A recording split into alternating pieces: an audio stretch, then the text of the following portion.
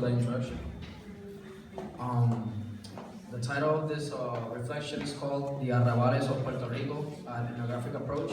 And this originally was an essay I did in Spanish for the anthropology class of ethnographic reflection.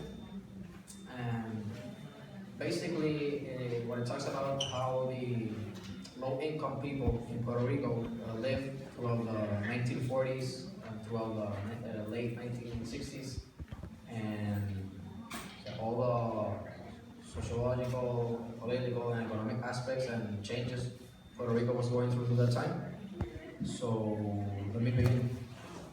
The history of Puerto Rico as a population that greatly depends on the social welfare state, where an informal economy dominates and where unemployment rates are highly related to the climatic changes that occurred during the early 1940s in a Puerto Rican society. This research project envisages how low-income families lived during the 20th century Puerto Rico, particularly the 1950s and late 1960s. It is at this time that the island was going through radical political, economic, and social changes that dramatically impacted all inhabitants of Puerto Rico, especially low-income families.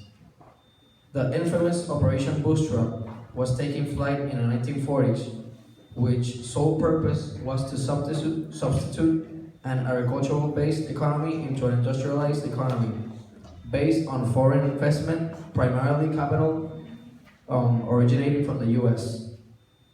As public debt rose, educational reforms, health reforms, and housing projects emerged, people throughout the social welfare in Puerto Rico is finally seeing some progress.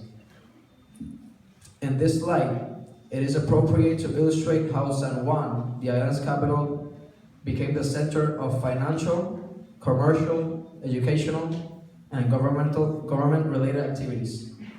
Naturally, this attracts migration from the rural sectors of Puerto Rico, mostly poorer farmers who worked on the sugarcane fields. Believing that the metropolitan area offered commodities and employment diversity that the countryside did not. But San Juan wasn't always like this. Since its foundation in the 1920s by the Spanish regime, San Juan was simply a military fortress and served as a layover port and service station for ships that frequented commercial routes between Spain and the Americas. Excuse me. After the occupation of the US government, San Juan gained a new purpose. As American corporations bought land for sugarcane production, terrestrial transportation routes were significantly improved to facilitate shipping produce to the US.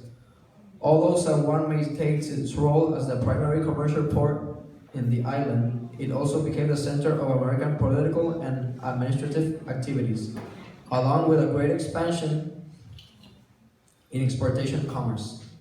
San Juan underwent a radical metropolitan composition, transforming itself into a diversified population in relation to housing, income per capita, population density, and other socioeconomic advancements.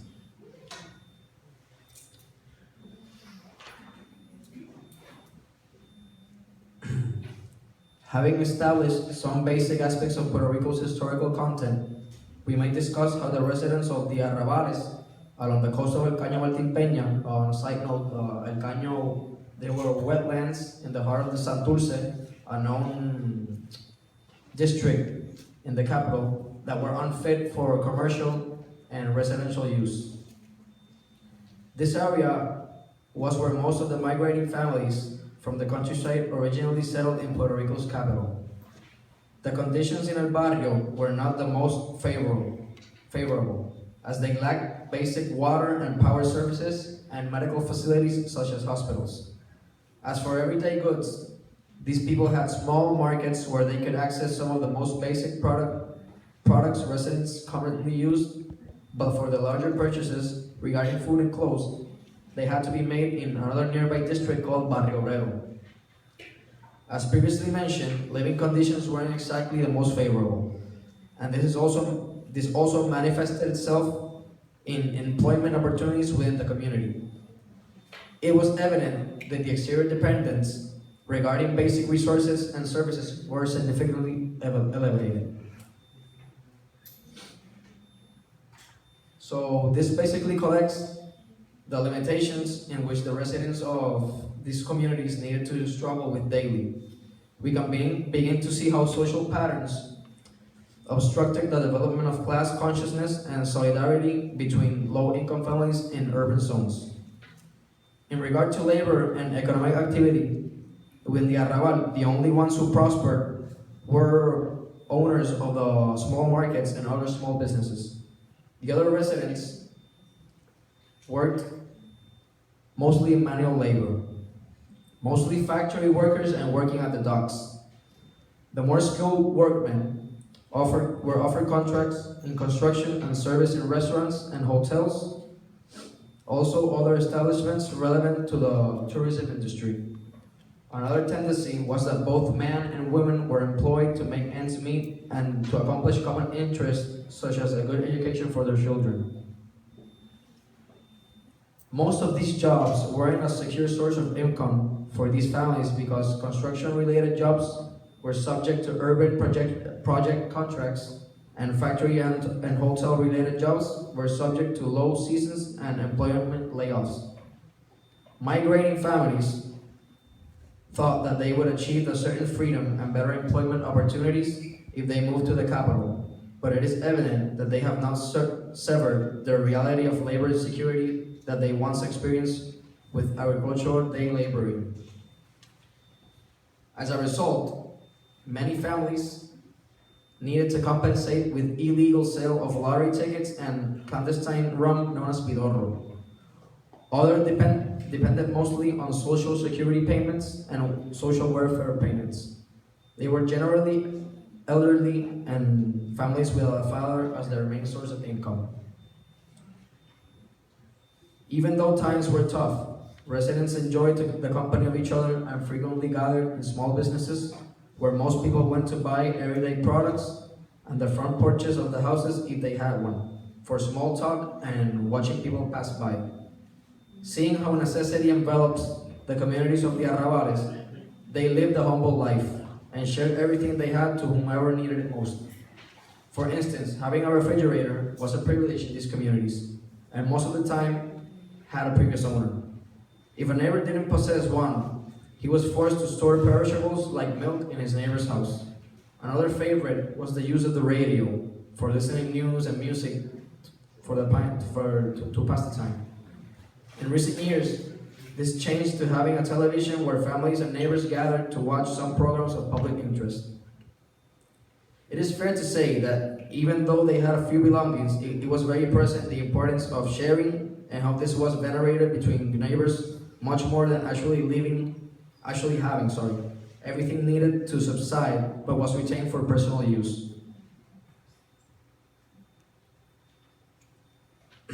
The great majority of the residents proceeded from the countryside and had a constant flow of new residents coming and going, but had a strong nucleus of permanent residents that contributed greatly to the stability and possesses an important role in leadership and continuity of the communities. By the efforts of the community leaders, significant advances in infrastructure, such as in water and power services, as well as improvement in roads that go across the communities. For example, because of the swampy terrain, the houses had to be constantly elevated and padded with rocks and garbage to keep the houses from flooding.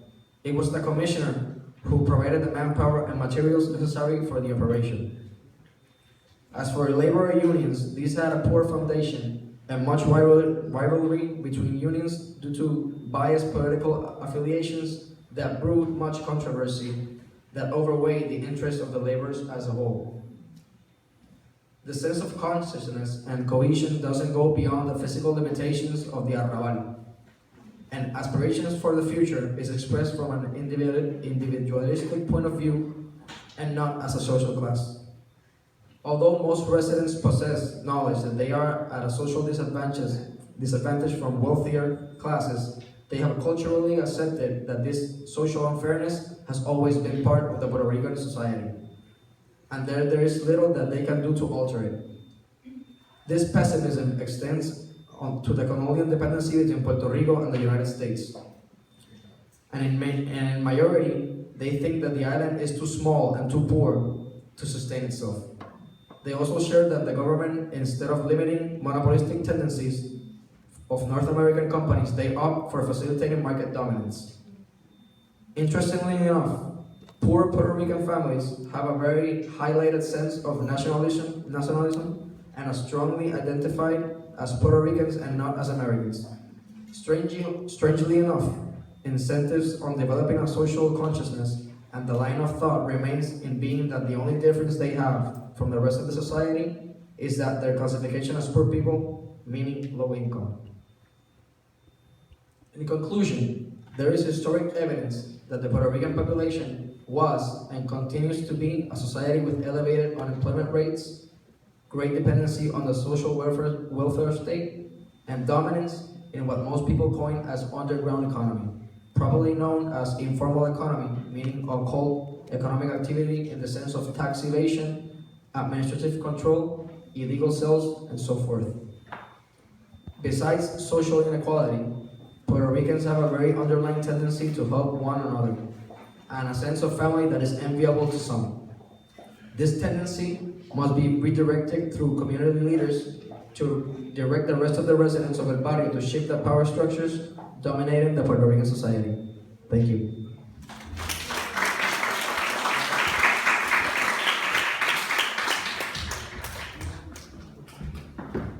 Thank you, Mario. Now we're going to take questions from the audience. Does anyone have questions? Okay,